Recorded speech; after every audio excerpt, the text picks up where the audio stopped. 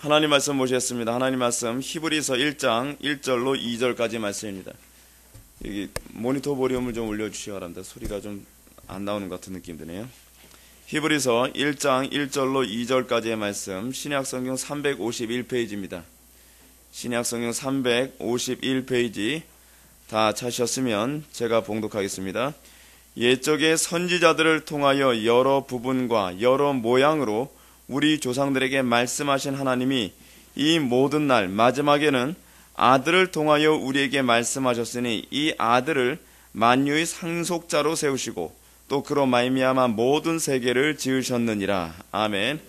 오늘은 기독교 강요 제2권 9장 그리스도는 율법 안에서 유대인들에게도 알려주셨으나 오직 복음 안에서 분명히 알려주셨음이라고 하는 부분을 보도록 하겠습니다. 오늘 1절부터 2절까지 보도록 하겠습니다.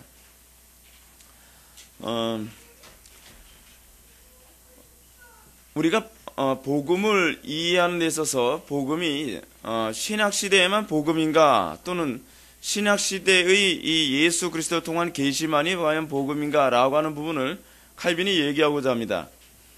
여러분들 그 9장의 타이틀을 다시 한번 보시게 되면 그리스도는 율법 아래에서 유대인들에게도 알려지셨으나 오직 복음 안에서 분명히 알려지셨음이라고 하는 부분을 칼빈이 9장의 큰 타이틀로 삼고 있습니다. 그러니까 여러분 이제 이 얘기죠. 구약시대 사람들의 구원이 어떻게 이루어집니까? 그들은 율법으로 구원을 받았습니까? 아니면 복음을 통해서 구원을 받았습니까?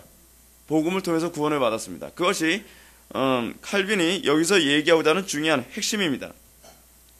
그 부분에 관해서 여러분들 먼저 521페이지 밑에서 한 9째 줄 정도 보게 되면 오늘 본문과 관련되어진 부분인데요. 맨 마지막 패러그램 보겠습니다. 히브리서 기자도 이 점을 분명히 설명해주고 있다. 옛적의 선지자들을 통하여 여러 부분과 여러 모양으로 말씀하신 하나님이 이 모든 날 마지막에는 아들을 통하여 우리에게 말씀하셨으니 라고 얘기하고 있습니다. 이 부분과 아울러서 칼빈이 이렇게 얘기합니다. 오늘날 우리에게 하나님의 영광의 광채시오 그분의 본체이신 그 독생자께서 그날 유대인에게도 알려주셨고 그리하여 다른 곳에서도 인용되었듯이 바울이 그리스도께서 옛 시대의 구원의 지도자이셨음을 가르치시는 것은 사실이다.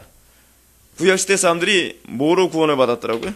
예수 그리스도에 대한 그 계시를 통해서 구원을 받았다는 것을 알 수가 있습니다. 여러분 히브리서 1절 2절 말씀을 다시 한번 살펴보십시오. 옛적의 선지자들을 통하여 선지자들을 통해서 계시된 것이 무엇인가? 여러 부분과 여러 모양으로 우리 조상들에게 말씀하신 하나님. 무엇을 말씀하셨죠? 예수 그리스도를 말씀하신 겁니다. 예수 그리스도를 알지 않고 구원받을 수 있습니까? 없습니까? 없습니다. 예수 그리스도를 알지 못하고 구원받을 수 없는데 여기서 여러분들 좀 그 범위를 좀 정해야 되는 게 옛적의 선지자들을 통하여라고 했을 때 선지자들은 누구를 포함하는 것이냐면 모세도 아브라함도 다 포함을 하는 겁니다. 근데 여러분 모세를 통해서 계시되어진 예수 그리스도가 무엇이냐 여기서 아주 흥미롭게 표현하고 있죠. 여러 부분과 여러 모양으로 예수 그리스도가 계시되었습니다. 예수님이 계시된 방식은 뭐예요? 여러 부분과 여러 모양이었습니다. 구약시대에 예수님이 계시되는 방식은요 단순히 율법만을 통해서 예수님이 계시된 게 아닙니다. 그러니까 우리가 예수 그리스도의 계시를 통해서 구원을 받는다고 했을 때 율법은 바로 예수 그리스도의 계시이면서 또한 모두 예수 그리스도의 계시예요. 성막 또는 제사제도 그리고 또 안식일 같은 것들 그죠? 절기들 그런 모든 것들 여기서 지금 얘기하는 게 여러 부분과 여러 모양이라는 것이 바로 그걸 얘기하는 겁니다. 근데 그것을 통해서 궁극적으로 목표하는 바가 무엇이었는가? 이게 굉장히 중요합니다. 구약시대에 구원받은 사람들은 그들이 구원받은 것은 동일하게요. 이게 꼭 뭐하고 똑같냐면 예수 그리스도의 자기 계신지를 모르고 하여간 예수 그리스도의 계시를 보고 구원받은 거예요. 그러니까 무슨 얘기냐면 하나님께서 모세를 통해서 이스라엘 백성들에게 딱 선사했던 것이 뭐죠? 율법이죠. 율법. 근데 율법의 역할이 뭐였습니까? 율법의 역할을 여러분들 계속적으로 이 기독교는 굉장히 논리적인 순서를 가지고 있는데 율법을 딱 보니까 우리가 선하다고 생각이 되어 악하다는 것을 알게 돼요. 악하다는 것을 알게 되죠. 근데 악하다는 것을 알게 되는 이유가 뭐냐면 율법이 단순히 도덕적인 어떤 규율을 얘기하기 때문이 아닙니다. 율법이 여러분들의 악함을 드러낸다는 것은 무슨 표현이냐면 율법이 여러분들로 하여금 하나님의 형상으로부터 지극히 이탈한 존재라는 것을 알게 되는 겁니다. 그것이 율법이 하는 역할입니다. 그래서 율법을 통해서 뭘 알게 돼요? 아, 우리가 하나님의 형상하고는 아무 상관이 없구나. 그래서 이 율법, 하나님의 예수 그리스도의 형상, 하나님의 형상에서 이 율법을 보며 자신이 그에 합당한 변화가 필요한 존재라는 것을 자각하게 하는 것이 바로 율법의 역할입니다. 율법의 역할. 근데 자기 자신의 변화를 자각하게 됐을 때 여러분들이 선택해야 될 게 뭐예요? 자기 부인이죠. 자기 부인. 십자가입니다. 십자가. 자기의 본성을 부인하지 않고서는 율법에 부합한 삶을 살 수가 없어요. 자, 그래서 여러분, 예수 그리스도는 이거의 모든 것의 통합체인데 구약시대는 이게 다 구분되었어요. 어떻게 해요?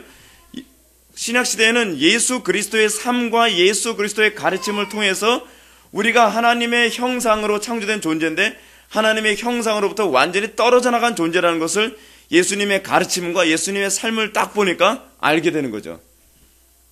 여러분들이 이 복음과 율법의 차이가 있다면요, 율법은 문자나 어떤 언어를 통해서 계시되어진 거잖아요. 근데 예수 그리스도를 통한 이 복음의 계시는 좀 독특한 것이 뭐냐면 그분의 전인격을 통해서 복음이 계시되었다는 사실입니다. 그렇다면 아주 흥미롭죠. 여러분, 예를 들어서요, 우리가 적용하기 어려운 것 중 하나 뭐냐면 살인하지 말라라든지 그렇지 않으면 우상 숭배하지 말라라고 하는 이 계명을 우리가 묵상할 때 이 문자만으로 묵상할 때 좀 추상적이지 않습니까? 근데 예수님이 그렇게 사셨어요. 그렇게 사시고 나면 어떻게 돼요? 그게 구체화되죠. 그분의 인격으로 직접 본을 보이셨으니까요. 그분의 공생애를 통해서 공생의 3년 기간 동안에 그분의 삶을 통해서 본을 보이신 이유가 무엇이냐면 율법을 단순히 말씀으로만 계시라는 것이 아니라 그분의 삶을 통해서 계시함을 통해서 무엇을 깨닫게 하는 것이냐면 여러분들의 사는 삶과 예수님이 살으셨던 삶을 딱 대조해보면 어때요? 완전히 딴판이죠. 여러분들 하나님의 형상에서 완전히 떨어져 나간 존재죠. 그래서 우리가 이런 말까지 하잖아요. 어떻게 그렇게 살아요? 라는 말을 통해서 여러분들 스스로가 여러분들은 하나님의 말씀과 아무 상관없이 살고 있다는 걸 스스로 입증하고 있지 않습니까? 예수님께서 그분의 삶을 통해서 그렇게 우리가 얼마나 율법으로부터 떨어져 나간 존재인지를 딱 깨닫게 되면 그것 소위 성령의 조명하심이죠. 성령께서 조명하시는 것은 무엇이냐면 여러분들이 하나님의 형상하고는 완전히 상관없이 떨어져 나간 존재라는 것을 알게 만드시는 거거든요. 그래서 여러분들이 내가 얼마나 도덕적인 존재냐를 알게 되는 것이 아니라 내가 하나님의 뜻하고는 완전히 딴판인 삶을 살고 있다는 것을 알게 되는 겁니다. 그걸 알게 되었을 때 구약시대 사람들은 무엇을 선택하게 되죠? 제사를 선택하게 되는 거죠. 제사를 통하지 않고선 자기가 하나님의 진노를 받을 수밖에 없고 심판을 받을 수밖에 없는, 멸망당할 수밖에 없는 존재라는 것을 깨닫게 되는 겁니다.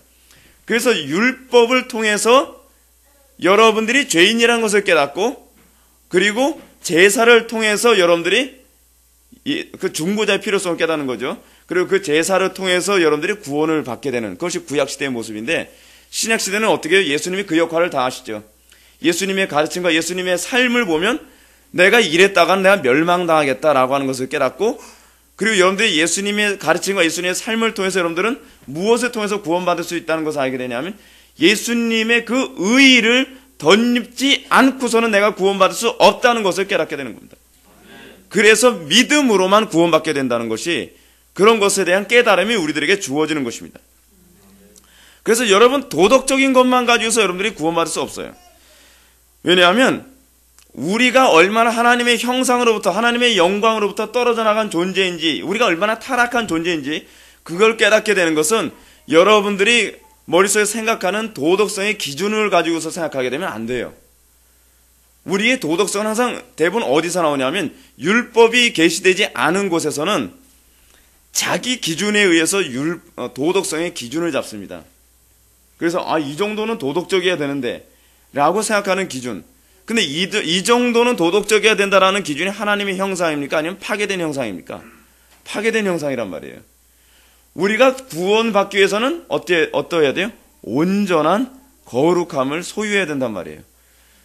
그래서 우리가 왜 공자나 맹자나 석가모니나 그렇지 않으면은 간디 같은 사람이 구원을 받을 수 없다고 얘기하냐면 그들이 가지고 있는 도덕성의 수준이 아무리 높아도 하나님의 형상이라고 하는 하나님의 영광이라고 하는 기준에 맞춰진 것이 아니라 자기들이 스스로 적정선을 그어놓은 그 선에 맞추고 있기 때문에 그들에게는 구원이 있을 수가 없어요. 그리고 그들은 거기에 초점을 맞추고 나면 중보자에 대한 필요성도 느끼질 않아요. 그죠? 그래서 구약시대 사람들 중에서 어떤 사람들만 구원을 받았냐면 율법을 통해서 자기 자신이 철저히 하나님의 형상에서 떨어져 나간 철저히 타락했다는 것을 자각한 사람들만 구원을 받은 사람들입니다. 구약시대 사람들 중에서 그러면 율법을 통해서 자기 자신이 타락했다는 것을 깨닫지 못한 사람들은 어떻게 해요? 구원 못 받는 거예요. 구약시대나 신약시대나 똑같습니다. 그래서 복음의 탁월성은요, 구약의 율법을 예수 그리스도를 통해 분명히 이해할 수 있게 되었다는 점밖에는 차이가 없습니다. 구약시대에 복음이 있었습니까? 없었습니까? 있었습니다. 근데 구약시대의 복음과 신약시대의 복음의 차이가 뭐예요? 구약시대의 복음은 율법이라고 하는 그림자로 우리들에게 계시되었어요. 여러분 그림자를 보게 되면 어떻습니까?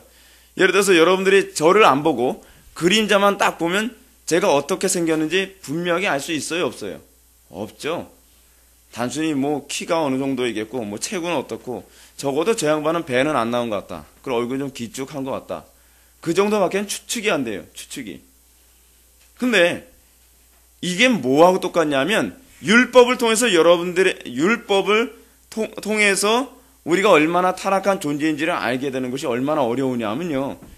율법은 여러분들 해석을 잘못해버리면 중구난방이 돼버리는 거예요. 그죠? 여러분 이단의 그래서 특징이 뭡니까? 이단이요?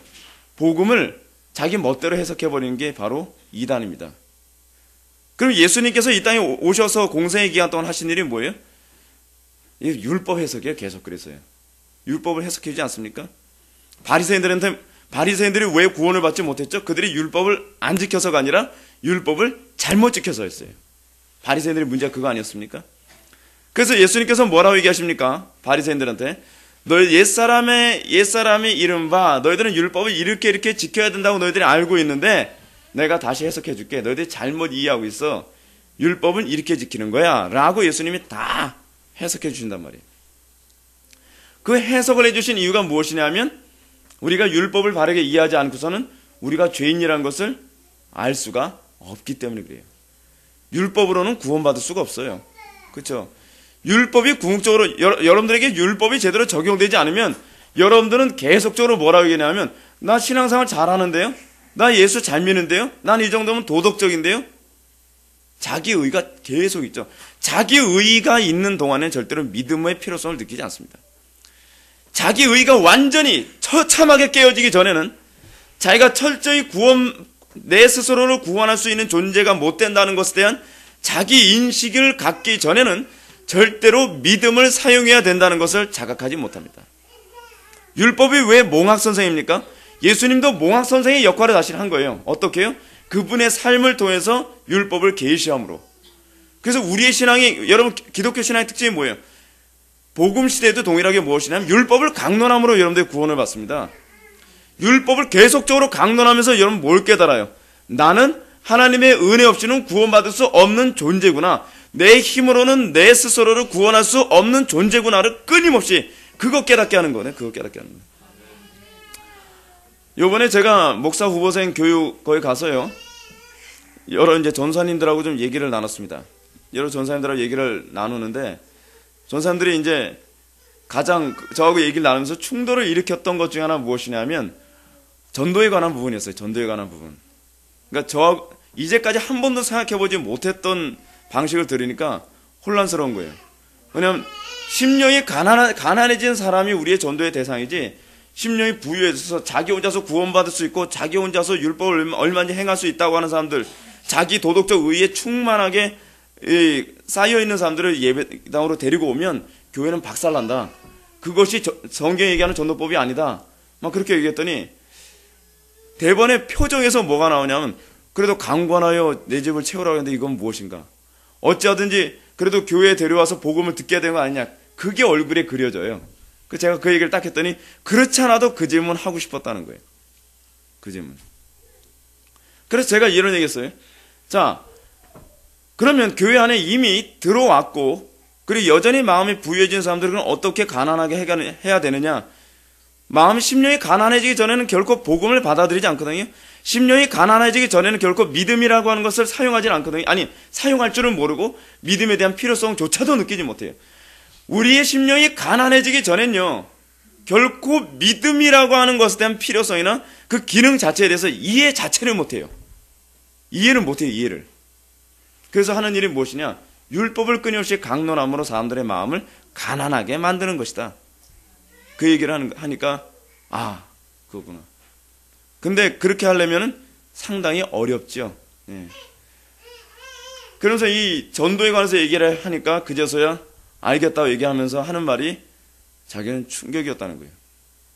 이제껏 사형리로 전도하는 것이 전부고 이제껏 교회 안에 억지로 사람들을 채우는 것이 전도라고 생각을 했는데 그게 아니라는 걸 알고 나서 굉장히 충격을 받았다는 거예요. 굉장히. 여러분, 율법을 통해서 궁극적으로 예수 그리스도께서 당신의 삶을 통해서 끊임없이 했던 그 사역이 무엇인가 잘 묵상해 보십시오. 예수님이 그분의 삶을 통해서 또는 그분의 가르침을 통해서 했던 것은요, 율법을 해석해 준 겁니다. 이것은 마치 성령님의 역할과 똑같습니다. 여러분, 성령님께서 여러분들 심령 속에서 어떤 역할을 합니까? 성령님께서는 끊임없이, 예를 들어서 제가 설교를 합니다. 제가 율법을 풀어주는 것이 제 설교 사역의 또 다른 중요한 핵심 아닙니까? 근데 이 율법을 풀어주면서 여러분들에게 강론했을 때 성령께서 여러분들 마음속에 꽝 부딪히면서 이런 말씀을 하십니다. 봐, 네 의의로 구원받을 수 있겠어? 네가 하나님의 영광으로부터 얼마나 떨어져 나간 타락한 존재인지 알겠지? 라고 하는 것을 인식시켜주는 겁니다. 그리고 나면 여러분들 심령에서는 어떤 질문이 나오냐면 그럼 어떻게 구원을 받습니까? 사람으로는 할 수 없을 때 하나님만 할 수 있느니라 라고 성령께서 우리에게 자각시키시는 거죠. 그러면서 우리에게 예수님의 그 삶을 통해서 우리들을 또한 어디로 이끌어요? 예수 그리스도의 십자가로 우리를 이끕니다. 궁극적으로 율법이 우리를 이끄는 이 몽학 선생이라는 것은 십자가입니다. 제가 요번에 그 목사 후보생 교육을 제가 그 전체 그 교육을 주관하는 입장에서 제가 그 교육부원이었으니까요. 교육부장은 아니고 교육부원으로서 다른 여러 전도사님들, 그러니까 신학생들이죠. 신학생들하고 얘기를 나누면서 제가 좀 딜레마에 빠졌던 것이 하나 있었습니다. 뭐였냐면, 아무리 저보다 나이가 좀 어린 20대 정도나 끼게 한 30대 초반 정도 되는 이 신학생들이 전도사님들하고 얘기를 나누면서 제가 어떤 면에서 약간 좀 과격하다 싶을 만큼 십자가를 얘기를 많이 했거든요. 얘기하다 보니까 표정이 좀 일그러지는 사람들이 좀 많이 간혹가다 좀 보여요. 그래서 한편에 이런 생각이 있어. 내가 너무 초면에, 아무리 나보다 후배지만 초면에 내가 너무 친해지기 전에 이런 얘기를 너무 많이 한 거 아닌가. 그거 가지고 계속 고민을 많이 했습니다. 근데 제가 계속적으로 기도하면서 성령께서 깨닫게 하신 것이 뭐냐면 초면이고 구면이고 그거하고 상관이 없다는 겁니다. 십자가 증거되면 그 다음서부터는 적이냐 아군이냐가 무조건 결정되어진다는 거예요. 여러분 보십시오. 아무리 친해도요, 아무리 서로에 대한 이해가 풍성해도 복음 얘기하면 그 다음서부터 등 돌립니다. 자기 부인할 생각 없으면 등 돌리는 거예요. 그렇지 않아요? 그거는 그 사람의 인격에 대한 이해가 없어서 그런 게 아니에요. 십자가는 아주 놀랐습니다. 제가 새벽 기도 때 제가 설교를 할 수 있는 기회가 있어서 새벽 기도 때 설교했던 게 십자가입니다. 그 십자가의 원수로 산다, 우리가 십자가 지는 거 부끄러워하지 않냐? 십자가에 대한 확신 없으니까 우리가 이 복음 얘기하지 않고 십자가 얘기하지 않고 엉뚱한 얘기하지 않냐? 그런 얘기 했더니 아멘이 잘 안 나와요. 전사님들 입에서요. 표정이 어두워지고 고개를 숙이는 사람도 있고 그리고 나서 끝나고 나서는 저하고 관계가 굉장히 어색해진 사람들이 여럿이 있고, 어떤 분은 아유 정말 이 복음교회라 그랬죠? 아니요, 회복의 교회에서. 아, 그랬군요. 전 복음교회인 줄 알고, 하여간 복음에 합당한 목회를 하신 것 같습니다. 어떤 분은 또 그래요. 그분은 육군 대령이거든요. 지금 현재 육군 본부에서 지금 생활하시면서 그 늦가게 지금 그 신학의 길을 밟고 계신 분이신데, 그분은 막 너무 흥분돼가지고 저하고 막 이제 그런 얘기를 나눴었어요. 근데 이 율법이 하는 역할이 무엇이냐? 바로 그거란 말이에요. 율법은 우리를 가난하게 만들어요. 우리의 본성을 거스리게 만들어요. 그러다 보니까 신기한 게 뭐냐면, 율법, 이게 제가 십자가를 설교했을 때 느끼는 특징이 이 두 가지가 하나 있습니다. 뭐냐면, 십자가를 딱 설교하고 나면요, 십자가에 대한 이해를 성령께서 딱 돋구시는 사람은 설교가 딱 끝나고 나면 그냥 친해져 버려요. 근데 십자가에 대한 이해가 너무나 부담감 있게 느끼는 사람은 설교가 끝나고 동시에 눈을 안 맞춰요. 서로가 불편한 관계가 돼버리는 거예요. 참 놀랍지 않습니까? 아주 놀라운 일이에요. 근데 이 구약시대에도 바로 그겁니다. 구약시대 사람들이 어떤 사람만 제단으로 갔습니까? 여러분, 구약시대에 제사를 드리러 나가는 사람들의 특징을 한번 보십시오. 여러분, 구약시대 제사가 자발성입니까? 아니면 강요입니까? 자발성이에요. 어떤 식의 자발성이냐면, 11조를 예를 들어서 자기가 하나님께 제물을 드려도 제물을 제사장이 정하지 않고 누가 정해요? 자기가 정해요. 자기가요. 자기 스스로 이런 죄를 졌다고 인정해야만 그 제물을 바치는 거예요. 제물을 바친단 말이에요. 이 예수님이 하시는 일이 결국 무엇입니까? 예수님께서 그분의 말과 삶을 통해서 우리들에게 계시함을 통해서 우리들에게 우리가 스스로 죄인이라는 것을 인정한 사람만 누구에게로 나가냐면 예수님께로 나가요.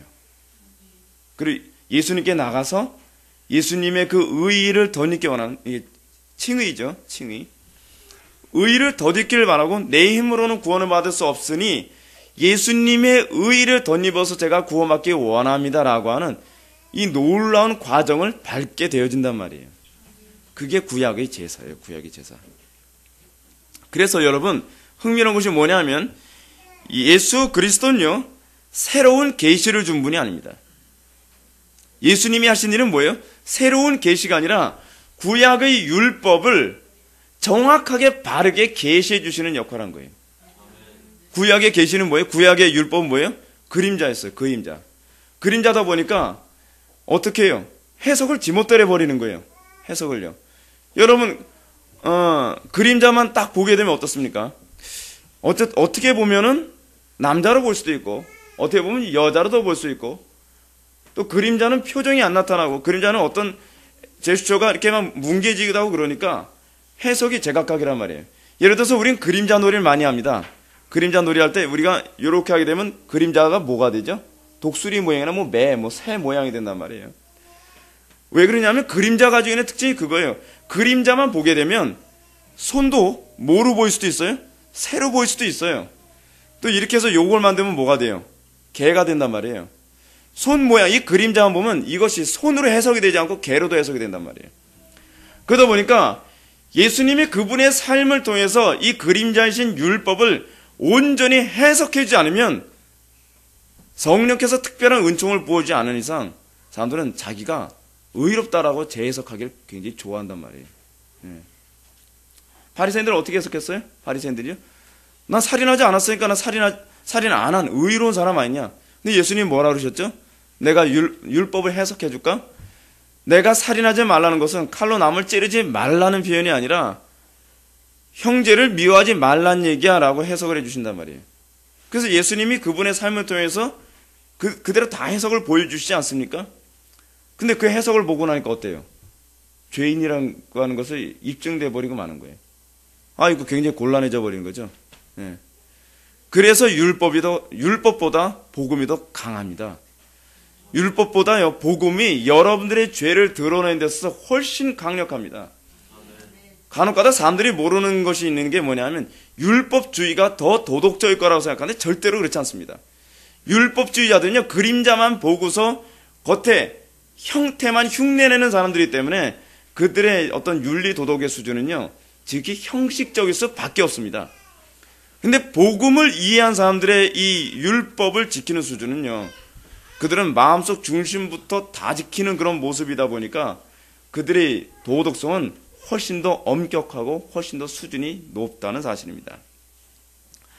그래서 예수님의 이 계시는 구약의 계시를 분명히 하기 위해서 예수님께서 오신 겁니다. 구약의 계시를 분명히 하기 위해서. 요한 1서 2장 7절부터 8절 말씀을 한번 보시겠습니다. 요한 1서 2장 7절과 8절 말씀 388페이지입니다. 여러분들 성경 388페이지 요한 1서 2장 7절과 8절 말씀을 한번 제가 읽겠습니다. 사랑하는 자들아, 내가 새 계명을 너희에게 쓰는 것이 아니라 너희가 처음부터 가진 옛 계명이니 이 옛 계명은 너희가 들은 바 말씀이거니와 다시 내가 너희에게 새 계명을 쓰노니 그에게와 너희에게도 참된 것이라. 이는 어둠이 지나가고 참빛이 벌써 비침이니라. 옛 계명은 뭐예요? 어둠이에요. 어둠. 그림자예요. 근데 옛 계명 안에서는 해석이 불분명해요. 그렇죠? 그래서 여러분, 예수님께서 오신 것이 뭐예요? 새로운 걸 우리들에게 가르쳐주기 위한 것이 아니에요. 유대인들에게 새로운 계명을 계시해서 그들에게 새로운 시대가 열렸다라고 하는 것이 아니라 계명을 분명하게 해주셔서 새로운 시대가 열렸다라고 얘기하는 거예요. 그 새로운 시대라는 개념은 완전히 우리가 생각하는 그거하고 좀 다른 개념이에요. 그래서 구약에서 예수 그리스도를 발견한 사람의 특징이 무엇입니까? 구약에서 예수 그리스도를 발견한 사람의 특징? 다 동일해요. 십자가를 지는 거였어요. 그것이 바로 구약시대에 나타난 사람들의 특징이에요. 구약시대에서 예수 그리스도를 근데 예수 그리스도인지 모르죠? 그것이 메시아인지 모른단 말이에요. 그러니까 구약시대에서 예수 그리스도를 발견했다는 말은 이거예요. 구약시대는요, 율법을 딱 접하는데, 예를 들어서 우상을 숭배하지 말라라고 하는 이 계명을 딱 접하는데, 성령께서 마음에 딱 조명을 주시면 어떻게 해요? 그 계명의 정신까지 딱 조명되지 않습니까? 그게 바로 구약에서 예수 그리스도를 본 사람이에요. 근데 그것이 예수 그리스도를 봤다는 것인지를 그 자체는 잘 모르죠. 그 표현 자체는 모르는 거예요. 그래서 여러분, 구약시대 성도들의 특징, 예를 들어서요. 여러분, 다윗의 그 특징이 무엇입니까? 다윗의 특징은요, 신약시대 성도들과 수준이 별반 차이가 없다는 겁니다. 그 성화의 수준이. 왜 그렇죠? 그 다윗에게 율법이라고 하는 지식만 이해되어진 것이 아니라 율법의 정신을 그가 알게 된 거예요. 율법이 궁극적으로 목표하는 바가 무엇인가? 도덕적인 사람이 되는 것이 아니라 하나님의 형상을 담는 거라는 걸 알게 된 거예요. 그래서 구약시대에 예수 그리스도를 발견한 사람은 마치 뭐하고 똑같냐면, 여러분, 이건 하나님께서 아주 놀라운 방식으로 우리들에게 계시하신 것인데, 모세가 율법을 받아서 내려오고 난 다음에 다시 시내산에 올라와서 그 하나님의 영광을 보고 내려오죠. 하나님의 영광을. 근데 하나님의 영광이 어떤 면을 보고 오죠? 뒷모습을 보고 오죠. 그것을 여러분 고린도전서에서 해석해주고 있지 않습니까? 근데 그것이 뭐예요? 하나님의 영광 본 게 율법이라는 거예요. 하나님의 영광을 제대로 본 거. 하나님의 영광을 제대로 보지 못했다면 율법도 제대로 본 게 아니에요. 그러면서 칼빈은 이런 얘기합니다. 여러분들 521페이지 맨 밑에 줄을 보게 되면 칼빈이 이런 얘기를 해요. 말하자면 자기 자신을 가시화시킨 것이다. 무엇이요? 복음이. 율법은 가시화된 게 아니죠. 그러니까 다시 얘기하면 꼭 복음은 이거와 같습니다. 과거의 율법은 어떤 규율처럼 우리에게 주어진 거라면, 복음은요, 하나님이 직접 나타나신 거예요. 예수님이 하나님 아니십니까? 하나님이신 예수님이 육신을 입고 그대로 나타나셔서 율법을 몸으로 보여주신 거예요. 그러면서 율법이 뭐라고 말씀하신 거예요? 율법이 바로 나에 대해서 얘기한 거야. 율법이 바로 하나님의 형상이 무엇인지 얘기해 준 거야 라고 얘기하는 거예요. 그러다 보니까 예수님을 보고 율법을 보면 율법에 대한 해석이 어떻게 돼요? 분명해지죠. 네. 근데 유대인들이 왜 혼란해지냐면, 율법을 먼저 보고 예수님을 보니까 자기가 해석하는 율법의 틀에 예수님이 벗어나 버렸잖아요. 그래서 예수님을 죽이려고 한 거예요. 여러분, 그래서 여러분들이 신앙생활에서 항상 우리가 변화되어져야 될 부분이 뭐냐면 항상 여러분들이 가지고 있는 고정관념이 깨지는 거예요. 여러분들이 신앙생활하면서 신앙생활은 이거야 라고 여러분들이 나름대로 만들어 놓은 하나님이 있어요. 하나님 형상. 그죠? 하나님의 형상을 먼저 여러분들이 이 신앙생활하면서, 그래서 이게 위험한 거예요. 여러분들이 신앙생활은 이렇게 하는 거야 라고 하는 것을 먼저 틀을 딱 잡아놓고 그 다음에 예수님을 보면 예수님이 이단이 돼버려요. 아시겠습니까? 이 유대인들이 예수님을 이단자로 몰아간 이유가 뭐냐면 율법의 해석을 자기네들이 이미 규정을 해놔버렸어요. 안식일 준수를 어떻게 해석을 했죠? 뭐 몇천 발자국 이상 걷지 않는 것이 안식일 준수다. 안식일날 병도 고쳐서는 안 된다. 안식일날 뭐 불도 붙이면 안 된다. 그게 그 사람들이 나름대로 해석해놓은 하나님의 형상이에요. 하나님관이라는 거죠. 근데 문제는 뭐냐면 진짜 하나님의 형상이신 예수님이 이 땅에 오셔서 그렇게 살고 계시는데 율법에 충실하게 사셨죠. 율법에 오류가 없이, 율법에 흠이 없이 사셨는데 문제가 뭐냐면 그들이 해석했던 율법의 방식하고는 다르게 살고 있으니까 예수님이 이단이 돼버리는 거예요. 무슨 말인지 여러분 아시겠죠? 그래서 여러분 신앙생활 하면서 어떤 상태가 가장 위험해요? 자기 신앙의 틀을 잡아버린 사람이 위험해요. 자기 신앙의 틀을 딱 잡아버리고 난 다음에 그거를 기초로 해서 모든 걸 해석해버리면 그래서 바리새인이 돼버리는 거예요. 바리새인이. 그래서 어떤 사람이 하나님 나라에 들어가요? 어린아이 같은 사람이 어린아이 같은 사람. 어린아이 같은 사람이라는 것은 꼭 이거하고 똑같아요. 예수 그리스도를 먼저 딱 보면 그 다음에 자기가 가지고 있는 신앙관을 수정해버리는 거예요. 순서가 그렇게 돼야 돼요. 그래서 이방인들이 더 구원을 빨리 받았죠. 이방인들이 복음에 대해서 빨리 반응하는 이유가 뭐냐면, 그리고 새신자들이 복음에 더 빨리 반응하는 이유가 무엇이냐 하면 그들은 자기 나름대로 율법을 해석하고 자기 나름대로 신앙생활은 이렇게 하는 거야 라고 하는 틀이 없어서 그래요. 그 틀이 일단 생기고 그 틀을 기초로 해서 자기가 복음을 재해석해버리게 되면 절대로 복음은 안 보여요. 절대로요. 그래서 여러분 이단에 빠진 사람들이 왜 구원받기 힘들죠? 이단에 빠진 사람들의 가장 심각한 문제는 뭐냐면 하나님 관에 자기네들이 규정을 해버렸어요. 그 규정을 해놓은 이유, 규정을 해놨다는 것이 굉장히 위험한 이유가 무엇이냐면 자기가 이것이 올바른 신앙이야 라고 하면서 자기 삶의 편리하게 신앙생활을 규정해 놓은 거거든요. 그럼 어때요? 자기는 신앙생활 잘하고 있는 게 돼버리는 거죠. 자기가 신앙생활 잘하고 있는 것이 된다면 십자가를 질 필요가 있어요? 없어요? 없는 거죠, 당연히. 왜냐면 자기가 규정한 신앙생활에 자기가 충실하게 신앙생활하고 있으니까 자기는 십자가를 질 이유가 없는 거예요. 십자가를 지는 사람은 어떤 사람만 십자가를 지냐 하면 자기가 규정한 것과 다른 예수 그리스도의 형상을 보고 하나님의 형상을 보고 자기를 부인할 때라야만 십자가를 지게 되는 거거든요. 오늘날 왜 교회에서 십자가가 없어졌느냐? 이 로마서 10장 2절 말씀 그대로예요. 저희가 하나님을 알되 지식을 좇지 않기 때문에 그렇습니다. 그 지식이 무슨 지식이에요?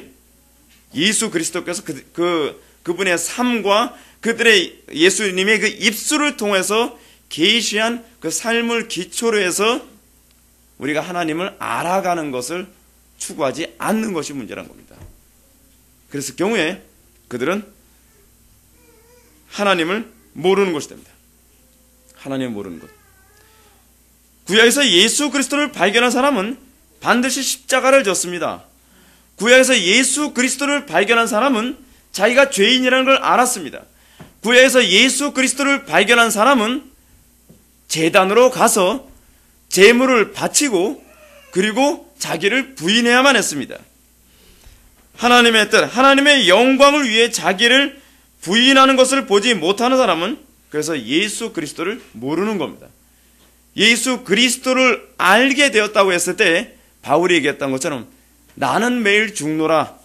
나는 날마다 십자가 없이는 살 수 없노라. 십자가만이 나의 영광이다 라고 얘기할 수 있다는 사실입니다. 여러분 예수 그리스도를 발견했던 다윗의 특징을 한번 봅시다. 율법만 봤습니다. 다윗은 예수님을 보지 못했습니다. 근데 장차 올 예수님을 무엇을 통해서 봤습니까? 율법을 통해서 봤습니다.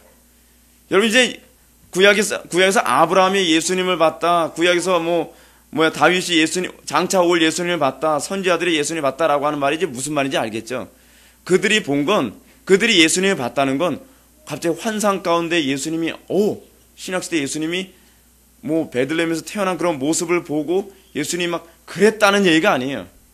예수님을 봤다는 것은 율법을 통해서 하나님의 형상을 봤다는 겁니다. 하나님의 형상. 하나님의 형상을 보게 된 사람들은 어떻게 살아요? 자기 자신이 죄인 중에 괴수라는 것을 바울처럼 깨달아요. 그것이 신약시대와 구약시대의 동일한 문제입니다. 근데 차이가 하나 있죠? 차이가요. 어떤 차이예요? 그러면 신약과 구약의 차이가 뭐예요? 구약시대는 성령의 그냥 그 조명하심, 흐릿한 조명에 의존해서 그들이 하나님의 형상을 본 거예요. 마치 어떻게 해요? 하나님의 뒷모습 본 것처럼. 그게 구약 시대 사람들의 특징이에요. 근데 구약시대 사람들이 하나님의 뒷모습 본 것처럼 율법의 조명을 받았어도 그들은 그렇게만 해도 그들은 어떻게 했어요? 구원을 받은 거예요. 그들은요. 근데 오늘날 바울이 고린도전서에서 얘기하죠. 9장인가요? 거기서 얘기하죠. 바울 같은 사도의 직분 또는 오늘날 여러분들이나 저 같은 복음을 증거하도록 부름받은 이 직분의 특징이 뭐예요? 우리는 하나님의 뒷모습 본 사람들이 아니라 하나님의 정면을 본 사람입니다. 하나님의 정면을 봤다는 것이 뭘 얘기해요? 복음을 알게 되었다는 걸 얘기하는 거예요. 이제 그 말이 좀 이해가 되죠. 그 말이 이제 이해가 되는 거예요. 그러니까 바울이 이런 얘기를 하는 겁니다. 이 구약시대의 사람들이 하나님의 뒷모습만 봐도 그 얼굴에 뭘 가려야지 될 정도로 하나님의 영광이 그들의 삶 속에서 나타났어요. 수건을 가려야 될 정도로. 여러분, 다윗이 하나님 영광의 뒷모습 보듯이 산 사람이거든요. 근데 그 사람의 모습만 봐도 죄인들이 봤을 때 자기 자신의 죄인됨이 드러나는 거예요. 그래서 모세가 얼굴에 수건을 가리듯이 구약시대에서도 성령의 조명하심만 받아도 율법에 충실하게만 살아도 그들의 삶을 보면 자기 자신의 죄인됨이 찔려서 돌로 때려주고 싶은 그런 충동을 느끼게 되는 거죠. 근데 하물며 우리가 오늘날 복음을 통해서 하나님의 정면의 모습을 본 것과 같다면 우리들의 삶이 얼마나 더 주님의 영광에 참여한 모습이 풍성해야 되겠느냐라고 바울이 얘기하는 것 아닙니까? 우리는 그런데도 불구하고 하나님의 영광에 참여한 모습이 전혀 나타나고 있지 않다는 거예요. 그게 고린도 교회에 대해서 바울이 신랄하게 비난하면서 하는 소리예요. 신랄하게 책망하면서. 여러분들이 복음을 알게 되었다면, 여러분들이 복음을 통해서 예수 그리스도를 알게 되었다면 안 믿는 사람들이 여러분들을 어떻게 평가해야만 합니까? 그래, 저놈들은 도덕적이진 않아도 믿음으로 천국 간다며 물에 빠져 입만 둥둥 뜨는 놈들. 아유, 그렇게 얘기할 수가 없다는 거예요. 그렇죠? 어떻게 해요? 우리가 하나님의 영광의 정면을 봤다면 우리의 삶을 통해서 신약시대의 성도들과 같은 동일한 찬미와 두려움을 느끼게 되죠. 사도행전에서 여러분 교회에 대한 평가가 두 가지 있습니다. 사도행전 2장 44절인가 거기에 나오는 말씀. 세상이 교회를 첫 번째 두려워했다. 그리고 세상이 교회를 어떻게 해요? 칭찬했다. 오늘날 교회에 그 모습이 나옵니까? 세상이 교회를 무서워합니까? 그 두려워한다는 얘기가요. 뭘 의미합니까? 그들의 삶을 통한 도덕성. 하나님의 영광의 광채가 성도들 삶에 나타나니까 그들의 죄악이 그들의 삶을 보면은 나의 죄악이 다 이렇게 훤히 드러나는 것처럼 보이는 거예요. 그죠? 훤히 드러나는 것처럼. 마치 꼭 이런 거죠. 여러분 이렇습니다. 학교에서요. 선생님들이 다 예를 들어서 그 학부모들한테 촌지를 받는다 칩시다. 촌지를 다 받는데 거듭난 성도가 교사 중에 몇 명이 있어요. 때로는 한 명 정도 있다 칩시다. 그들은 촌지를 안 받는 거예요. 촌지를. 그 안 받는 그 한 모습만 봐도 뭐가 보여요? 하나님의 영광이 나타나는 거거든요. 하나님의 영광이. 그러면 사람들에게 나타나는 특징은 뭐냐면 첫 번째로 그의 거룩한 삶, 불법을 행하지 않은 그 거룩한 삶을 통해서 사람들이 느끼는 것은 뭐냐면 공포예요. 사실은요. 두려움. 자기 자신의 죄인됨이 저 사람의 거룩한 삶을 통해서 드러나는 거예요. 여러분 왜 여러분들 다른 사람들 다 촌지 받을 때 그 선생님 중에 한 분만 촌지를 안 받았을 때 왜 그 사람 미워한지 아십니까? 그 이유의 그 심리는 이렇습니다. 저 사람의 거룩한 삶을 보니까 법이 보이는 거예요. 법이. 무슨 얘기냐면 자기가 심판을 받을 것처럼 보이는 거예요. 심판을 받을 것처럼. 이 무슨 얘기냐면 이래요. 여러분 다 범죄를 저지르면 어때요? 모두가 다 범죄를 저지르면 원래 이렇게 사는 거야 라고 그렇게 생각되지 않습니까? 근데 다 범죄를 저지르는데 그 중에서 한두 사람만 법에 충실하게 되면 그 법이 살아있는 게 보이는 거예요. 그 법이. 그 법이 살아있는 것이 보이면 어떻게 해요? 자기가 언젠가는 법의 심판을 받을 것 같은 그런 두려움을 느끼는 거예요. 그래서 어떻게 해요? 촌지 안 받는 사람 있으면 자꾸 그 사람도 촌지를 받도록 자꾸 강요하지 않습니까? 그래서 어떻게 해요? 마치 법이 없는 세상인 것처럼 보이고 싶은 거예요. 자기가 심판을 안 받을 수 있는 것처럼 보이고 싶은 거예요. 두려워서 심판하는 겁니다. 두려워서 자꾸 사람을 핍박하는 겁니다. 그리스도인들이 어느 시대든지 자꾸 핍박을 받았던 이유는 뭐냐면 그들의 삶을 통해서 은연중에 불신자들의 심령 속에 하나님의 심판이 자꾸 감각적으로 느껴지는 거예요. 심판을 받을 것이. 그래서 두려움을 느끼게 되는 겁니다. 또 하나는 뭐예요? 여러분들이 하나님의 영광에 합당한 삶을 살게 되어지면 어떤 현상이 나타납니까? 두려움 가운데서도 칭찬을 하죠. 야, 그래도 저렇게 도덕적으로 사는 사람이 있다. 오늘날 기독교인들이 가장 힘든 문제, 오늘날 기독교인들이 세상에서 손가락질 받는 문제가 무엇이냐면 여러분들의 삶, 그리고 저와 여러분들의 삶을 통해서 안 믿는 사람들이 마치 하나님의 심판이나 그렇지 않으면 적어도 국가 법의 심판을 받을 것과 같은 그런 느낌을 받게 만들 만큼 우리가 거룩한 삶을 안 보인다는 것과 아울러 안 믿는 사람들이 니나 내나 똑같다 이놈들아 라고 생각하게 만드는 것. 그렇다면 우리가 예수 그리스도를 알고 있는 겁니까? 모르고 있는 거예요. 답은 분명히 나왔죠. 우리가 예수 그리스도를 안다면 우리가 예수님을 영접하고 나 구원받았습니다. 뭐 흔히 이런 얘기 잘하죠. 내가 예수님을 인격적으로 만났습니다. 라고 이렇게 실제로 얘기를 한다면 인격적으로 만났다면 그들의 삶 속에서 나타난 것은 적어도 구약에서 도덕적이고 성화된 삶을 사는 삶보다 신약시대 성도들은 그 수준이 더 높은 것이 정상이라는 겁니다. 정상이라는. 칼빈이 그래서 뭐라고 얘기하냐 하면 522페이지 맨 첫 번째를 보면 그러니 이처럼 밝은 대낮에 있으면서도 눈먼 상태에 있는 자들의 배은 망덕과 부패하며 얼마나 더 역겹고 가증스럽겠는가라고 얘기하는 겁니다. 구약시대 성도들은 어때요?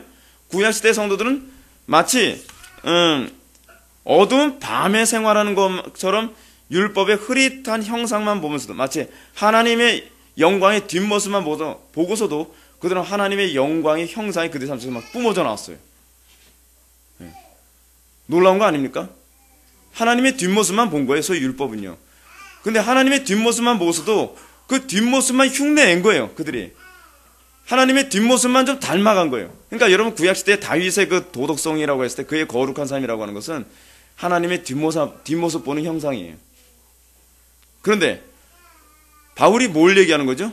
신약시대 성도들은 하나님의 뒷모습만 본 것이 아니라 하나님의 그 멀티플렉스한 전 인격을 다 본 거예요. 그런데 왜 우리들은 얼굴에 수건을 가려야 될 만큼 세상 사람들이 두려워하지 않냐는 거예요. 그죠? 고린도 교회 바울이 지적하는 게 그거 아닙니까? 너희들이 말이야 뭐 구원받았다 뭐였다라고 얘기하면서 왜 사는 게 그 모양이냐? 아, 그걸 믿음으로 구원받는 건 아닙니까? 그렇게 얘기하니까 바울이 뭐라고 얘기하는 거예요? 자, 믿음으로 구원받았다면 한번 얘기 한번 해보자. 그렇다면 구약시대에 모세가 하나님의 영광의 뒷모습만 봐도 그 얼굴 제발 우리가 심판받을 것 같으니까 얼굴에 수건 좀 가려주십시오. 당신의 얼굴에 수건을 가리지 않으면 우리가 그 하나님의 심판을 느껴서 도무지 쳐다볼 수 없습니다라고 얘기하는데 너희들이 하나님의 영광의 전체를 다 본 존재라며 너희들이 복음의 영광에 참여한 존재라며 근데 어떻게 세상의 불신자들이 너희들을 보면서 얼굴에 수건 좀 가려줬으면 좋겠다가 아니라 오히려 교회 안에서 뭘 해요? 요즘 감리교에서 나타난 것처럼 교회 안에서 티격태격 교인들끼리 뭐 싸운 거 가지고서 세상 법정 가서 한 푼도 손해보지 않으려고 하고 말이에요. 그리고 교회 안에서 뭐예요? 간음하고, 교회 안에서 뭐예요? 불법과 불의를 행하고 말이에요. 이건 세상에서도 없는 일이다. 바울이 얘기하는 그 일이 오늘날 한국 교회 안에서도 비일비재하게 나타난 거 아니에요. 그래서 바울이 뭐라고 해요? 그게 복음 아는 거니? 라고 막 신랄하게 비난하는 것 아닙니까? 오늘날 우리가 각성해야 되는 게 이겁니다. 우리가 진짜 복음을 안다면 하나님의 영광의 뒷모습 본 사람보다 나아야 된다는 거예요. 하나님의 영광의 뒷모습만 본 사람들의 삶도 그토록 거룩했는데 믿음으로 구원받는다는 명목하에 우리가 거룩한 삶이 안 나와도 구원받는다라고 얘기한다면 그거는 완전히 거짓된 가르침입니다. 바울이 그래서 뭐라고 해요? 그렇게 가르치는 것은 다른 복음, 다른 예수. 여기서 흥미로운 것이 이겁니다. 다른 복음, 다른 예수라는 표현입니다. 그 다른 영. 다른 복음이 뭐예요? 복음이 뭐라 했죠? 예수 그리스도의 영광, 하나님의 영광이 아닙니까? 하나님의 영광. 다른 예수가 뭐예요? 다른 예수, 하나님의 영광을 엉터리로 해석한 거예요. 엉터리 해석한 거예요. 예수님은요, 한 번도 엉터리로 여러분들이 막 살아도 천국 간다고 얘기한 적 없습니다. 바울도 그렇게 얘기한 적 없습니다. 성경 어디에도 그렇게 얘기한 적 없습니다. 부도덕하게 살아도 천국 간다. 믿음으로 구원받는 것이지 뭐 우리가 아무렇게 살면 좀 어떠냐. 그 다른 영, 다른 예수, 다른 복음입니다. 다른 복음. 복음이 무엇인가?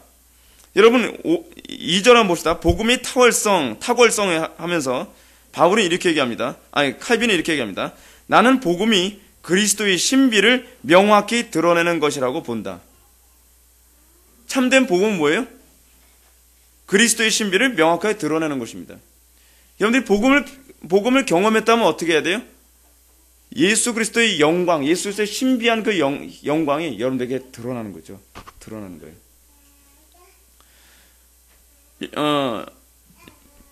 제가 전에도 언급했던 것처럼 말이죠. 북한의 성도들 봅시다. 북한의 성도들은 그들의 삶을 통해서 예수 믿는다고 말 안 해도, 예수 믿는다고 말하다 죽으니까요. 근데 예수 믿는다고 말을 안 해도 사람들이 찾아온다는 거 아니에요. 아줌마이 혹시 예수 믿지 않습니까? 아니 어떻게 그렇게 생각하십니까? 물으면 아줌마이 같은 사람 없습니다. 아줌마이는 천사 같습니다. 아줌마이 믿는 예수 나도 좀 믿게 해주시라요. 나도 믿고 싶습니다. 여러분 어떻게 그런 말이 나옵니까? 그들의 삶 속에서 영광의 광채가 드러나요. 영광의 광채가. 네. 그들은 어때요? 맞아 죽어도, 총살 당해도, 북한에서 총살은요 그냥 죽이는 데 목적이 아니라 사람한테 혐오감을 주는 데 목적이다 보니까 예수 믿는다고 이렇게 딱 묶어놓고 총을 쏘면요 사람이 상체가 없어질 때까지 쏜대요. 그러니까 얼마나 끔찍합니까? 그런데 예수 믿는다는 걸요 부인 안 한다는 거예요. 부인 안 한다. 요즘 북한은요 대단합니다. 북한은요. 이번에도 그 노예 교육부 모임 가서 얘기 들어보니까 다른 목사님도 그 얘기 하시는 거예요. 당당하게 예수 믿는다는 거 밝힌다는 거예요. 요즘은요. 죽는 한이 있더라도. 그게 지금 북한이라는 거예요. 그게 복음의 영광의 광채를 본 사람들은 아닙니까? 그 사람들은요 우리처럼 기독교 강요 공부하고서 그 사람들 그렇게 된 사람들은 아닙니다. 그냥 거듭나기만 한 사람들이에요. 복음의 아주 초보밖에 모르는 사람들이에요. 복음의 초보밖에 모르는 사람인데 그들의 삶이 그래요. 만약에 그들이 우리보다 탁월한 신학 훈련을 받아서 그렇다면 할 말이 없죠. 할 말이 없어요. 하나님의 영광의 광채를 경험했다는 수준이 얼마나 대단하냐면요. 예수 믿고 영접해서 6개월 교육만 받아도 북한 들어가서 목숨 걸어요. 북한 가서 하나님의 그 영광을 위해서 곤봉으로 계속 두드려 맞아도 그 사람 욕하지 않고 동지도 예수 믿으시라요. 예수 믿어야 구원받습니다. 그렇게 얘기할 수 있는 그런 고백이 그들에게 있단 말이에요. 이 갓나이 새끼 미쳤나 이게. 두드려 펴서 기절하다 다시 또 일어나도 예수 믿으시라요. 당신을 위해서 기도하고 있습니다. 이것이 바로 복음의 특징이라는 겁니다. 복음의 특징. 하나님의 영광의 정면을 본 사람입니다. 하나님의 영광의 탁월성을 본 사람입니다. 우리는요, 세례 요한이 한 말 한번 봅시다. 세례 요한은 본래 하나님을 본 사람이 없을 때 아버지의 품속에 있는 독생하신 하나님이 나타내셨느니라. 여러분, 예수님의 도래의 특징이 무엇이냐면 본래 하나님을 본 사람이 없어요. 본래 하나님을 본 사람이 없다는 이 표현은 무슨 말이냐면, 전 지금 요한복음 1장 18절 말씀을 지금 인용한 건데, 본래 하나님을 본 사람이 없다는 이 말은 무슨 얘기냐면 아무도 율법에 대한 정확한 해석을 이해한 사람이 없다는 것을 얘기합니다. 근데 어떻게 해요? 예수님을 통해서 복음시대의 특징이 뭐냐면 하나님의 율법을 정확하게 이해할 수 있도록 하나님께서 신약을 우리에게 허락하셨다는 겁니다. 그래서 여러분,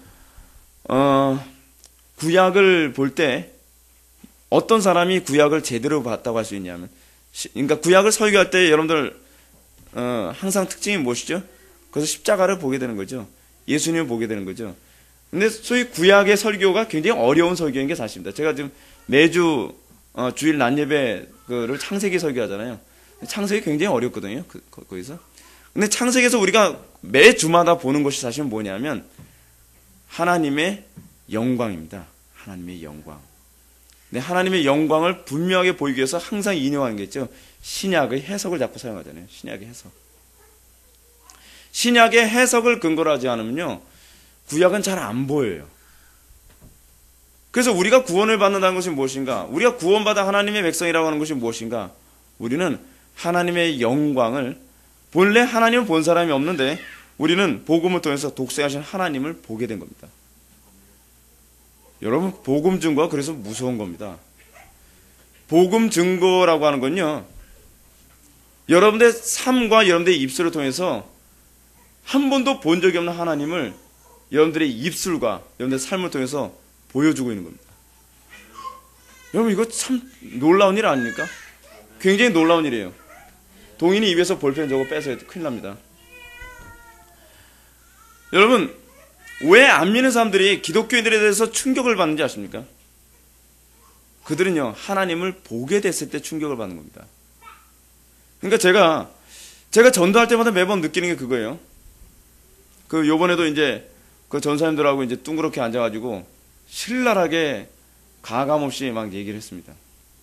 가감없이 얘기를 하니까, 복음을 얘기하기 시작을 하니까 그 전도사님들과의 관계 안에서도 어떤 현상이 나타나요? 충격이라는 게 나타나요. 충격이. 네. 충격받았다는 거예요. 충격받았다는 거예요. 근데 그 충격이라는 게 사실은 지식이 아니거든요. 충격이 단순히 말만 얘기했어도 충격을 받는 거예요. 말로만 이것이 복음이다, 이것이 복음의 실체다 라고 얘기했을 때, 그래서 어떤 전사님이 그러는 거예요. 그 양반은 신대원 졸업한 것 같더라고요. 하는 말이, 목사님 언제 한번 찾아뵙고 싶습니다 라고 그래요. 그래서 그럽시다, 한번 좀 얘기 좀 나눠봅시다. 하고 싶은 얘기 많은데요. 자기는 충격을 받았다는 거예요. 충격을. 왜 충격을 받죠? 지식 때문이 아니에요. 하나님의 영광을 경험했기 때문에 그렇습니다.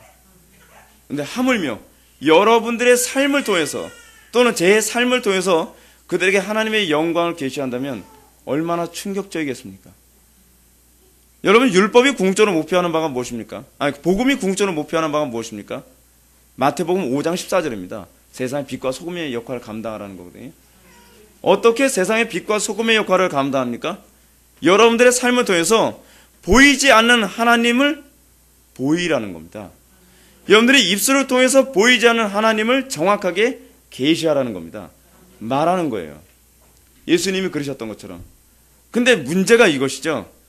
문제는 뭐냐면, 복음은요, 죄인들이 여러분들의 삶과 여러분들의 입술을 통해서 복음을 딱 듣게 되었을 때, 그것이 뭘로 그들에게 인식되어지냐 하면 율법으로 인식되어진다는 겁니다. 왜 예수님의 삶, 왜 스데반의 삶이 사람들에게 돌로 찍어 죽이고 싶을 만큼 그토록 밉게 보였죠? 복음에 충실하게 살았을 때 나타난 특징이 뭐냐면, 죄인들이 그들의 삶을 통해서 복음에 충실하게 사는 삶의 모습을 보면 첫 번째로 하나님의 그 영광이 율법으로 보이기 때문에 그렇습니다. 실제로 율법은 하나님의 영광이잖아요. 예. 그러다 보니까 성도들에게 전형적으로 나타나는 특징이 뭐냐 하면, 여러분들이 복음에 충실하게 살면 죄인들은 여러분들의 삶을 통해서 자신의 죄를 지적받는 것 같아가지고 기분이 몹시 나쁜 거예요. 그거는 이제 어떤 사람이 몹시 나쁘냐 하면 마음이 부유한 사람들이 몹시 기분이 나쁘다라고 그렇게 반응이 나오는 거죠. 마음이 가난한 사람들은 어떻게 나오느냐? 충격이라고 표현합니다. 마음이 가난한 사람들은요. 그래서 예수님의 삶에 대해서 또는 사도들의 삶에 대해서 나타난 두 가지 반응이 있죠. 그들이 두 가지 액션을 취한 게 아님에도 불구하고 하나의 행동 또는 하나의 메시지를 듣고 반응은 두 가지로 쫙 갈라집니다. 그죠? 예수님의 삶과 예수님의 가르침을 복음으로 받아들이게 된 사람은 충격을 받고, 예수님의 그 하나님의 영광의 광채를 율법으로 받아들인 사람은 짱돌 들어 크게 돼버리는 게 되는 겁니다. 그래서 성도에게 뭐가 있을 수밖에 없어요? 고난이 있을 수밖에 없다고 얘기하는 겁니다. 예. 고난받는 것이 유익이라고 얘기합니다. 또한 성경에서 뭐라고 얘기합니까? 의를 위하여 핍박받는 것이 유익이라고 얘기합니다. 하나님 나라에 들어가는 사람들은 반드시 십자가를 질 수밖에 없다고 얘기하십니다. 왜요? 왜 십자가를 질 수밖에 없죠? 왜 우리는 고난을 받아야만 합니까? 베드로가 얘기합니다. 너희들이 악해서가 아니라는 거예요.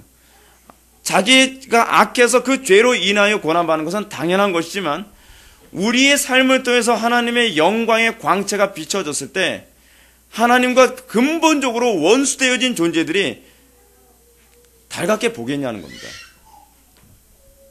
하나님과 근본적으로 원수된 존재들은 하나님의 영광을 보면 죽이고 싶은 거예요. 미운 거예요. 그죠?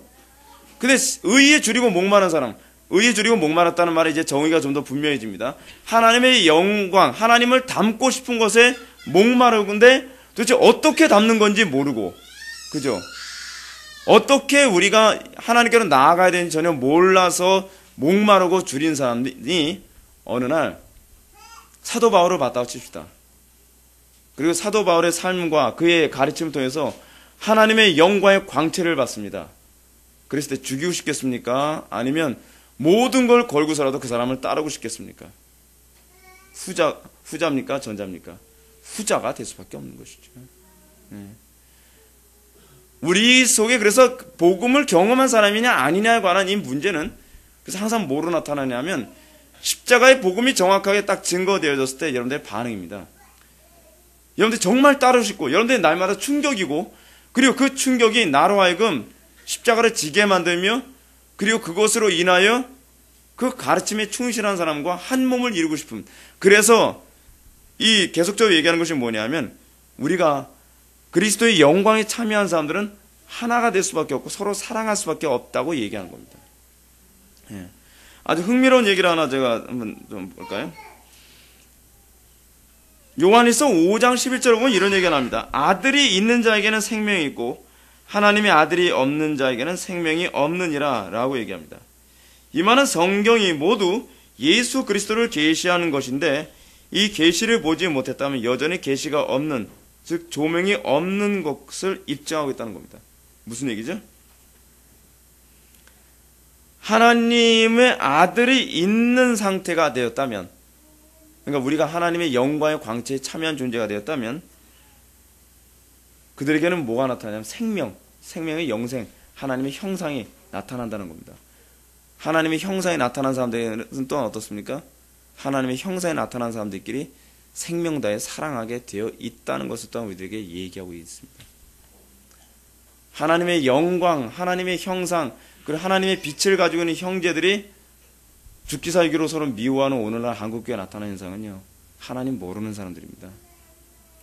그래서 요한일서에서 그 얘기가 분명하게 나오는 것 아닙니까? 형제를 사랑하지 않으면 율법을 모르는 사람이다. 형제를 사랑하는 사람은 하나님을 보지 못한 사람이다 라고 얘기하는 겁니다. 하나님을 본 사람, 하나님을 본 사람이라는 그 표현이, 요한일서의 그 표현이 무엇이냐면 복음을 경험한 사람입니다. 구원받은 사람이라고 하는 말과 동의어입니다. 하나님을 보았습니까?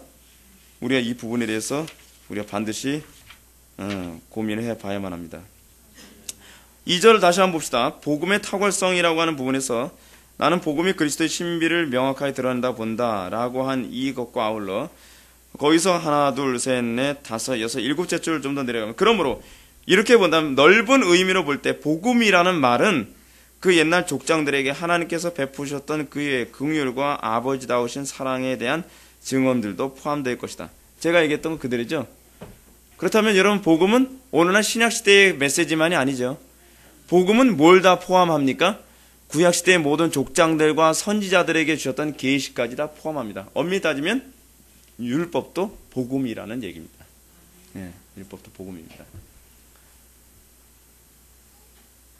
그러나 좀 더 높은 의미에서 복음이란 그리스도 안에서 드러난 은혜의 선포를 가리킨다고 봅니다. 그리스도 안에서 드러난 은혜의 선포. 이게 무슨 얘기일까요? 그 얘기는 이겁니다.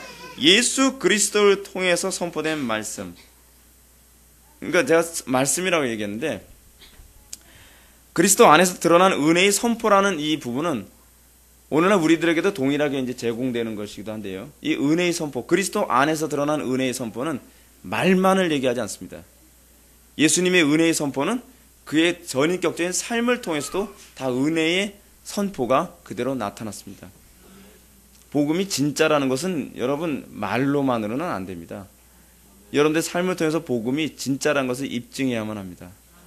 안 믿는 사람들이 복음 얘기했을 때 예수 믿고 천당 가세요 라고 했을 때 혐오스럽게 생각하는 이유가 무엇이냐면 우리들의 삶 속에 천국에 들어간 모습이 없으면서 그런 소리 자꾸 하기 때문에 그렇습니다. 궁극적으로 주님께서 우리들에게 계속적으로 요구하는 바가 무엇입니까? 복음을 말로만이 아니라 전 인격으로 선포하라고 우리들에게 명령하고 계시는 것입니다. 그러므로 그리스도께서 하나님 나라의 복음을 전하셨다는 사실이 그의 특별한 특징 가운데 하나로 묘사되고 있으며, 또 마가는 예수 그리스도의 복음의 시작이라는 표현으로 복음의 시작에 예수님의 생애와 같이 갑니다. 그죠? 복음의 시작이라고 하는 이 표현이 단순히 어떤 메시지, 어떤 가르침만을 얘기하는 것이 아니라 그 삶 자체가 복음의 시작이라는 겁니다. 이건 굉장히 특별한 메시지를 주고 있어요. 이 누가의 이 가르침의 특징이 뭐냐면 예수님이 공생의 시작함과 동시에 복음의 시작이었던 것처럼 여러분들이 예수 믿고 거듭남과 동시에 복음의 시작이 되어야만 한다는 것을 의미하기도 합니다. 굉장히 강력한 메시지죠. 그죠? 그래서 여러분, 전도가요, 어떻게 이루어지냐 하면, 로이드 존슨 목사님 당시에 이제 전도가 이루어지는데요. 처음에는 이러죠. 로이드 존슨 목사님이 강단에 설교를 하고, 그러면 많은 광부들이 와서 복음을 듣고 그들이 회개하고 변화가 됩니다. 변화됨과 동시에 그 사람들의 삶과 그 사람들의 입술은 뭐가 되죠? 복음의 시작이라. 그래서 그들이 이제 세상으로 돌아갑니다. 가정으로 돌아갑니다.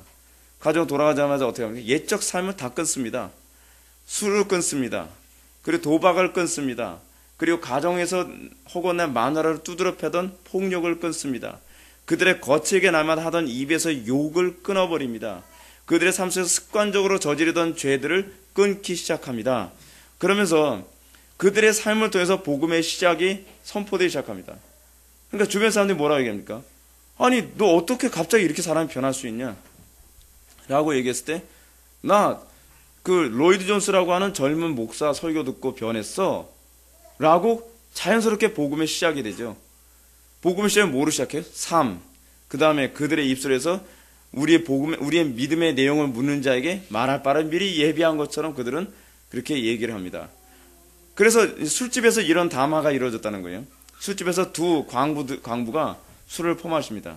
한 사람이 술을 마시는데, 이거 나도 술 좀 끊어야 되는데 이거 술이 안 끊어져 라고 얘기하니까 옆에 있던 같은 술 친구가 옆에서 하는 말이, 너 술 끊고 싶냐? 그러면 너 저 로이드 존스라고 하는 그 젊은 그 목사가 요즘 설교하는데 그 교회 가봐라. 내가 아는 어떤 사람도 그 교회 가서 술 끊었다 그러더라. 예수 믿고 완전히 딴 사람 돼버렸어 라고 얘기합니다. 복음의 시작인 거예요. 복음의 시작. 예수님의 삶이 복음의 시작이었던 것처럼 예수 그리스도와 연합되어 구원받은 우리의 삶은 그 구원받은 그 시점부터 복음의 시작이 됩니다. 그것이 바로 성경이 우리들에게 말하는 강렬함입니다. 강렬함. 제가 옛날에 다른 교회 사역할 때 그런 경우가 상당히 많았습니다. 그 설교를 하는데 삐딱하게 앉아가지고 아주 못마땅하게 앉아있는 청년이 하나 있었어요. 무슨 저런 설교, 맨날 죄나 지적하네. 근데 기분 나빠하면서 나중에 듣다가 제가 설교가 좀 길지 않습니까? 한 40분 정도 넘어가니까 화가 나서 더 이상 앉아있을 수가 없더라는 거예요. 그는 율법을 본 겁니다. 제 설교에서요. 뛰쳐나오고 싶을 정도 이 클라이막스까지 올라갔다가 갑자기 마음이 바뀌어버렸습니다. 그리고 나서 술을 끊고 그 예배 끝남과 동시에 술을 끊고 그리고 그 다음 주에는 담배를 끊어버렸습니다. 그리고 그의 삶 속에서 예적 삶이 하나씩 다 끊어집니다. 주변 사람들이 적응을 못합니다. 여자친구조차도 적응을 못합니다. 허구날 만난 여자친구조차도. 야, 내가 적응이 안 돼. 너 왜 그러는 거야? 그랬을 때 그 청년이 이렇게 얘기했어요 말입니다. 이것이 바로 복음의 시작이라. 그죠? 그것이 그러려고 해서가 아니죠. 그 속에서 하나님의 예수 그리스도를 통해서 하나님의 영광을 보자마자 그는 어떻게 생각합니까? 이것이 죄라는 것을 알게 되기 시작한 겁니다. 이것이 얼마나 혐오스러운 죄인지 알게 된 겁니다. 하나님의 영광의 광채를 보기 전에는요, 남을 욕하는 것이 죄라고 생각되지 않고, 술 퍼마시는 것이 죄라고 생각하지 않고, 술 퍼마시고 길거리에서 들어오는 것이 죄라고 생각하지 않습니다. 하나님의 영광의 광채를 보기 전에는요, 여러분 2002년 월드컵에서 많은 젊은이들이 보여줬던 것처럼 길거리에서 벌거벗고 춤추던 그런 모습들, 그리고 술 퍼마시고서 아무 데서나 싸움박질하는 것을 결코 죄라고 생각하지 않습니다. 자기의 아내를 주먹으로 두드러 패고 아이들을 두드러 패고 그리고 허구나 도박하고 음란 패설을 하는 것을 결코 죄라고 생각하지 않습니다. 재미있는 거 아니야 라고 생각하는 것이죠. 근데 하나님의 영광의 광채를 보고 난 사람은 비로소 뭘 깨닫게 됩니까? 자기가 죄인이었다는 것을 깨닫게 되어지고, 그것을 진정으로 깨달은 사람은 비로소 그 죄로부터 떠난 삶이 시작되어지는데, 그 떠난 삶의 시작을 통하여 예수 그리스도의 복음의 시작이 되는 것입니다. 여러분들 예수를 믿고 여러분들이 정말 기대해야 될 은혜의 효력이 무엇이냐면, 여러분들의 삶을 통해서 예수 그리스도의 복음의 시작이 열리기를 주님의 이름으로 축원합니다. 마지막으로 칼빈은 요한복음 1장 51절을 말씀을 인용하면서 하늘이 열리고 하나님의 사자들이 인자 위에 오르락내리락 하는 것을 보리라 하고 말씀하신다. 그는 여기서 족장 야곱이 이상 중에 본 사다리를 넌지시 빗대어 말씀하는 것 같지만 사실은 그의 오심이 얼마나 굉장한 일인가를 지적하는 것이다. 곧 그의 오심으로 말미암아 하늘의 문이 열려서 우리들 한 사람 한 사람이 그리로 들어갈 수 있게 되었다는 것을 말씀하시는 것이다. 여러분, 이게 얼마나 놀라운 일입니까? 야곱이 꿈을 꿨습니다. 야곱이 어떤 꿈을 꾸죠? 야곱이 잠을 자는데, 돌베개하고 잠을 자는데 하늘에 구멍이 뻥 뚫려가지고요, 사다리가 있는데 거기에 천사들이 오르락 내리락 하는 걸 꿈으로 본 겁니다. 이 꿈이 무슨 꿈인가? 근데 예수님께서 그 꿈을 해석을 해줍니다. 그 꿈이 궁극적으로 의미하는 바가 무엇인가? 예수 그리스도의 오심으로 말미암아 하늘 문이 열려서 우리들 한 사람 한 사람이 이제 그리로 들어갈 수 있게 되었다는 것이란 사실입니다. 우리가 예수 그리스도의 복음의 광채를 통해서 우리는 어떻게 합니까? 예수님이 그래서 했던 메시지가 있죠. 천국이 가까이 왔느니라. 천국에 들어가기 시작하는 현상이 나타나기 시작한다는 겁니다. 천국에 들어갔다는 것은 뭘 의미합니까? 천국에 들어갔다는 것은 이제 천국에 들어간 사람처럼 여러분들의 삶이 바뀌었다는 것을 의미합니다. 그게 천국의 도래를 의미하는 바입니다. 천국의 도래를 의미하는 바는 여러분들이 지옥 가지 않게 되었다는 것만을 의미하는 것이 아니라 그것도 포함하죠. 여러분들이 천국에 들어갔다는 것은 무엇을 의미하냐면, 여러분들은 이미 앞으로 도래하게 될 영원한 천국에 사는 사람처럼, 여러분들은 그 천국 시민, 영원한 천국에 사는 사람들 여러분 게으르겠습니까? 절대로 게으르지 않죠. 영원한 천국에 사는 사람이 어리석겠습니까? 그렇지 않죠. 영원한 천국에서 여러분들 과연 음란 패설이 있을 수 있겠습니까?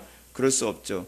영원한 천국에 사는 사람들 가운데 신성 모독이 있을 수 있겠습니까? 그럴 수 없지요. 근데 그런 모습이 이미 도래하여 우리가 천국에 이미 입성한 증거가 나타날 것이다 라고 얘기하는 것입니다. 그것이 이미 구원받은 자, 하나님 나라에 이미 들어간 사람들의 그 증거입니다. 그래서 청교도들이 끊임없이 얘기하는 것, 종교개혁자들이 끊임없이 얘기했던 것이 무엇이냐면, 여러분들의 구원의 증거는 성화에서 찾는 겁니다. 성화에서 찾는 것. 여러분들이 마치 천국에 이미 들어간 것이라고 하는 것을 입증하는 그런 삶, 그것이 없이는 아무도 하나님을 본 사람이 없는 것을 믿으시기 바랍니다. 다 같이 기도하시겠습니다. 거룩하시고 자비로우신 하나님 아버지, 우리가 오늘 이 시간 율법과 복음이 어떤 관계에 있는지를 우리가 살펴보았습니다. 이 복음의 이 광대함, 이 복음의 위대함을 우리가 잊지 않게 하여 주시고, 이 복음을 통하여 우리의 심령을 다시 점검하게 하여 주시오며, 우리의 삶이 하나님의 그 영광의 정면을 본 것과 같은 그런 부끄러움 없는 삶을 우리가 살게 하여 주시사, 우리 동안 우리가 하나님의 친백성 되었음을 날마다 확인할 수 있도록 은혜 베풀어 주옵소서. 예수님의 거룩하신 이름으로 기도올리옵나이다. 아멘.